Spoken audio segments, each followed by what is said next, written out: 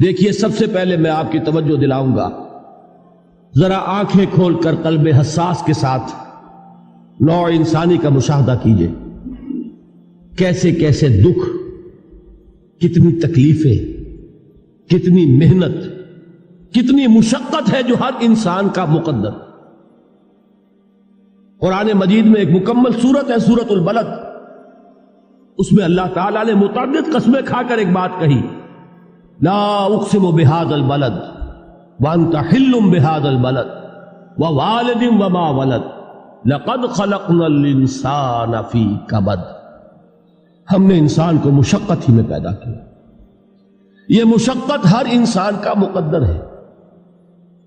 لوگ گھروں کو چھوڑ کر آئے ہوئے ہیں، کہاں کہاں انسان جاتا ہے، یہ اس دنیا میں محنت اور مشقت۔ ہاں، ایک مغالطہ ہو جاتا ہے کہ شاید یہ محلوں میں رہنے والے جو ہیں انہیں کوئی مشقت نہیں، انہیں کوئی دکھ نہیں، حالانکہ حقیقت یہ نہیں ہے۔ جو جتنا امیر ہے آپ دیکھیں گے اس کی جسمانی مشقت کم ہے، ذہنی کوفت زیادہ ہے۔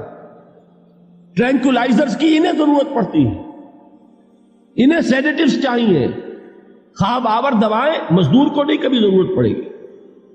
وہ 8 گھنٹے کی محنت کرنے کے بعد احساس ہوتا ہے کہ وہ صبح ہی کی خبر لے گا۔ اور یہ وہ لوگ ہیں کہ جن کو ہپنوٹکس، خواب آور دوائیاں، سیڈیٹیوز، مسکن ادویات، یہ سارا لیبنیم اور یہ ویلیم اور یہ فلاں اور یہ فلاں، یہ کن کے ہاں جاتے ہیں؟ ذہنی سکون اور اطمینان انسان کو حاصل نہیں۔ کسی کی جسمانی مشقت ہے، کسی کی ذہنی مشقت۔ میں آپ کو یاد دلانا چاہتا ہوں مہاتما گوتم بدھ کا معاملہ۔ 30 برس کی عمر میں کپل وستو کا شہزادہ محل کو چھوڑ کر نکل گیا، جوان بیوی کو سوتا ہوا چھوڑ کر گیا، شیر خوار بچے کو چھوڑ کر گیا۔ راجدھانی میں رہنے والا محل کا باسی، جسے یہ معلوم ہے کہ باپ کے بعد مجھے یہ سلطنت ملنے والی ہے، کیوں گیا؟ کبھی کبھی آپ نے سوچا؟ اس نے انسان کے غم اور دکھ کا مشاہدہ کیا۔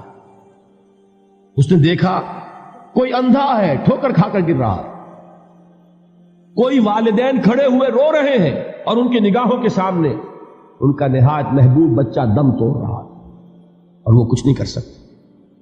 اس نے سوچا یہ صدمہ کیوں ہے انسان کا، یہ دکھ اس کا مقدر کیوں ہے؟ اس صدمے سے، اس دکھ سے نجات پانے کی بھی کوئی شکل ہے کہ نہیں؟ انسانوں کی ایک عظیم اکثریت، شاہ ولی اللہ دہلوی رحمت اللہ علیہ کے الفاظ ہیں کہ وہ لدو اونٹ اور کولو کا بیل بن کر زندگی بسر کرتی ہے۔ جو 8 گھنٹے تک اینٹیں ڈھو رہا ہو، اس شخص کا تصور کیجیے آپ، وہ واقعی انسان ہے یا حیوان بن گیا ہے؟ اور 8 گھنٹے کی اس محنت کے بعد بھی ہو سکتا ہے کہ 2 وقت کی روٹی اسے پوری نہ ملے۔ اور یہ تو ہو سکتا ہے، نہیں ہوتا ہے کہ اگر بچہ بیمار پڑ گیا ہے تو شاید کوئی برتن بیچے بغیر اس کی دوا کا سامان نہ کر سکے۔ ایسا شخص کتنے بوجھوں تلا دبا ہوا ہے، کتنی مشقت کے اندر پسا ہوا ہے۔ لدو اونٹ اور کولو کا بیل، انسانوں کی عظیم اکثریت اس سطح پر زندگی بسر کرتی ہے۔ لیکن آپ کو معلوم ہے کہ کولو کے بیل کے لیے مشقت ہی مشقت ہے، اس کے احساسات یہ نہیں ہیں جو کہ ان سے انسان کو جو صدمہ پہنچتا ہے۔ ایک بیل کو اس سے کوئی غرض نہیں کہ اس کا کوئی بچہ بھی تھا کہ نہیں تھا، اس کو کوئی بخار ہوا ہے یا کیا ہوا ہے، اس صدمے سے وہ بیل بچا ہوا ہے۔ گھوڑے کو کوئی پتہ نہیں کہ میرا بھی کوئی اولاد میری ہے یا نہیں ہے، اور مجھے اس کا کوئی صدمہ ہے یا دکھ ہے، کوئی پتہ نہیں۔ لیکن انسان کا معاملہ یہ ہے کہ والدین کو جو جو دکھ دیکھنے پڑتے ہیں اپنے بچوں کے لیے، اپنی اولاد کے لیے۔ رات کی نیند ہے حرام ہے اس لیے کہ بچہ بخار میں تپ رہا ہے یا درد سے تڑپ رہا ہے، لہذا نہ ماں سو سکتی ہے نہ باپ سو سکتا۔ میں نے ایک موقع پر دیکھا، لاہور میں کیروسین آئل، اس زمانے میں ابھی سوئی گیس نہیں آئی تھی، اور اکثر و بیشتر جو ہے یہی مٹی کا تیل جو ہے ایندھن کے طور پر استعمال ہوتا تھا، اس کی شارٹیج ہو گئی تھی۔ تو کئی فرلانگ لمبی قطاریں لگتی تھی ان دکانوں کے باہر، ڈپوں کے باہر، اور ایسے ایسے منظر بھی کہ ایک خاتون برقع پوش، ایک گود میں بچے کو لیے ہوئے، ایک کی انگلی پکڑے ہوئے، بوتل ہاتھ میں لیے ہوئے تیل کے لیے، اور کئی گھنٹے کھڑی ہے دکان۔ یہ مشقت انسان جھیلتا ہے کہ نہیں؟ غالب نے اس کا نقشہ کھینچا ہے کہ رنج سے خوگر ہوا انسان تو مٹ جاتا ہے رنج. مشکلیں اتنی پڑی مجھ پر کہ آسا ہو. ہم بھول جاتے ہیں، ورنہ واقعہ یہ کہ قلب حساس ہو اگر اور قید حیات و بند غم، اصل میں دونوں ایک ہیں. موت سے پہلے آدمی غم سے نجات پائے کیوں؟ اچھا یہ تو ہوا لقد خلقنا الانسان فی کبد. حیوانات کا معاملہ ایک اور اعتبار سے آسان ہے. ان سے کوئی محاسبہ بھی ہے کیا؟ کوئی جواب دہی بھی ہے؟ کوئی ان کو اللہ کے حضور میں کھڑے ہو کر اپنے اعمال کا حساب بھی دینا؟ نہیں. انسان کی یہ ٹریجڈی ہے، یہ المیہ ہے انسان. اس کو بھی قرآن مجید کی ایک سورت میں قسمیں کھا کر اذا السماء انشقت، اس کے بعد کیا فرمایا؟ یا ایھا الانسان انک کادح الی ربک کدحا فملاقیہ. اے انسان، تیرا المیہ، تیری ٹریجڈی اس سے کہیں بڑھ کر ہے. تجھے صدمے پر صدمے جھیلتے ہوئے، مشقت پر مشقت برداشت کرتے ہوئے ایک روز اپنے رب کے حضور میں بھی کھڑا ہوگا، جواب دہی بھی کرنی. اس دن کے حساب سے، اس دن کے احساس سے جو بڑے بڑے ہماری امت کے عظیم جو گلے سرسبد ہیں، ان کا یہ حال آپ نے پڑھا ہوگا. حضرت ابوبکر صدیق رضی اللہ تعالی عنہ وہ ایک عجیب کیف کے عالم میں فرمایا کرتے تھے، کاش میں درختوں پر چہچہاتی ہوئی چڑیا ہوتا جس سے حساب کتاب نہیں ہو. کاش کہ میں گھاس کا تنکا ہوتا جو آج ہے اور کل آگ میں جلا دیا جاتا، ختم ہو جاتا، اس سے محاسبہ کوئی نہیں. وہ جس کے احساس سے کہ حضرت عمر جو ہے اپنے انتقال کے وقت سخت بے چین تھے. ان کے بیٹے حضرت عبداللہ ابن عمر رضی اللہ تعالی عنہما نے ان کا سر جو ہے وہ اپنے زانوں پر رکھ لیا تو کہا نیچے ڈال دو.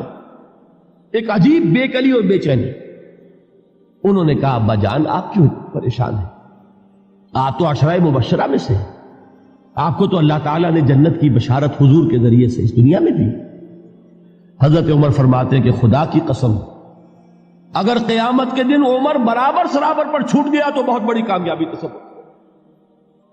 یہ احساس جن کو ہوتا. حضرت علی کا حال کیا ہوتا ہے؟ ابھی جو آپ نے حافظ صاحب سے سنا، یہ حضرت علی کا معاملہ ہے کہ ایک تیر پیوست ہو گیا تھا، کسی طرح نکل نہیں رہا تھا. حضرت علی نے فرمایا کہ اچھا چھوڑو مجھے، میں نماز کی نیت باندھتا ہوں. نماز کی نیت پڑھتے تھے تو لرزتے تھے، کانپتے تھے. کس کے سامنے کھڑا ہوں اور کس کے سامنے مجھے ایک دن جواب دہی کے لیے کھڑا ہونا ہوگا. لن تزولا قدم ابن آدم، حضور نے خبر دی ہے ابن آدم کے قدم ہل نہیں سکیں گے. جیسے مجرم کھڑا ہوتا ہے کٹہرے کے اندر، اس کٹہرے میں سے ہل نہیں سکو گے حتی یسأل عن خمس، جب تک کہ 5 چیزوں کا حساب نہ لے لیا جائے. وہ 5 چیزیں کیا ہے؟ کان کھول کر سنیے. عن عمرہ فیما افناہ، عمر کا حساب دو. یہ 80 برس اور 70 برس ہم نے تمہیں دنیا میں دیے، کہاں ضائع کیے؟ وعن شبابہ فیما ابلاہ، اور خاص طور پر جوانی کا دور، امنگوں کے دن، ولولے ہوتے ہیں، قوت ہوتی ہے، توانائی ہوتی ہے، آدمی چلتے ہوئے زمین پر پاؤں مارتا ہے، قوت جو ہے وہ اپنا اظہار چاہتی ہے. یہ جوانی کہاں گلائی؟ حساب لو، ایک ایک لمحے کا حساب دو. وہاں مالہ من این اکتسبہ وفیما انفقہ، ایک ایک پائی کا حساب دو. مال کا کہاں سے کمایا تھا، حلال سے کہ حرام سے، اور کہاں خرچ کیا تھا، گل چھروں میں، عیاشیوں میں، یا نیکی کے کاموں میں، ادائے حقوق اللہ کے دین کے لیے. 4 سوال ہو گئے. 2 زندگی کے بارے میں، ایک زندگی پوری بحیثیت مجموعی کہاں کس کام میں لگائی، اور خاص طور پر شباب کا دور کہاں لگایا. 2 سوال مال کے بارے میں، کمایا کہاں سے، حلال سے کہ حرام سے، جائز سے کہ ناجائز سے، خرچ کہاں کیا. اور آخری سوال وعما عمل فیما علم، جو علم حاصل کیا تھا اس میں عمل کتنا کیا. علم کے انبار لگاتے چلے گئے اور عمل کے آغاز کی بھی نوبت نہ آئی. یہ علم جو ہے یہ اس روز سب سے بڑا وبال بن جائے گا. اتنا علم اور عمل کچھ نہیں، بجائے کہ کریڈٹ کا ذریعہ بنے یہ الٹا ڈیبٹ کا کھاتا بن جائے. یہ جواب دہی کا احساس ہے کہ جس کی وجہ سے انسان کی ٹریجڈی جو ہے وہ دوہری ہے. کوئی حیوان اتنے بوجھ تلے نہیں.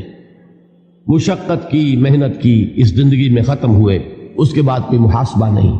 اس کو بھی غالب نے خوب کہا ہے کہ اب تو گھبرا کے یہ کہتے ہیں کہ مر جائیں گے، اور مر کے بھی چین نہ پایا تو کدھر جائے. یہ ہے وہ ہیومن ٹریجڈی